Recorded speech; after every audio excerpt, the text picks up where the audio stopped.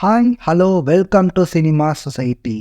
இன்னைக்கு நம்ம என்ன பார்க்க போகிறோன்னா பிடி சார் படத்துடைய ரிவ்யூ தான் பார்க்க போகிறோம்.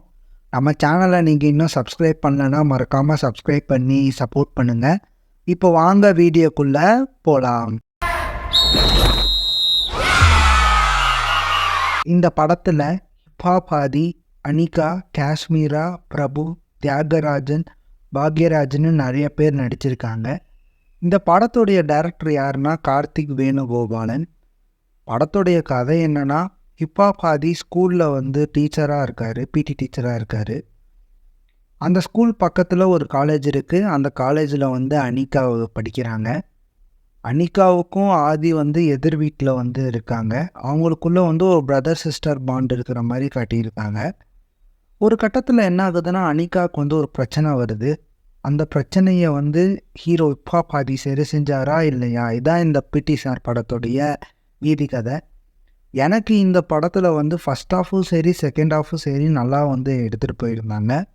எங்கேயுமே எந்த இடத்துலையுமே போர் அடிக்கலை.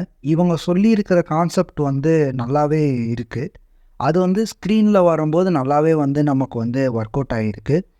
ஸோ எங்கேயுமே பெருசாக போரே அடிக்கலை. படத்துடைய முக்கியமான விஷயங்கள் சொல்லணும்னு பார்த்தீங்கன்னா, இன்டர்வல் போர்ஷனும் கிளைமேக்ஸ் போர்ஷனும் நல்லாவே எடுத்திருந்தாங்க.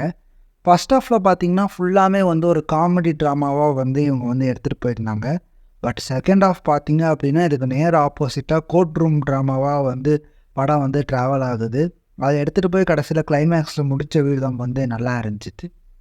டெக்னிக்கல் வைஸ் பார்த்தோன்னா இந்த படத்தில் சினிமோட்டோகிராஃபி ஆகட்டும், எடிட்டிங் ஆகட்டும், சவுண்ட் டிசைன் எல்லாமே நல்லா ஒர்க் பண்ணியிருக்காங்க.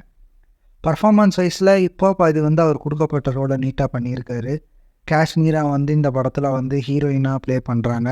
அவங்களுக்கும் நார்மல் ஹீரோயின் ரோல் நீட்டாக பண்ணியிருக்காங்க. அனிகா இந்த படத்தில் ஒரு நல்ல பர்ஃபார்மன்ஸ் பண்ணியிருக்காங்க.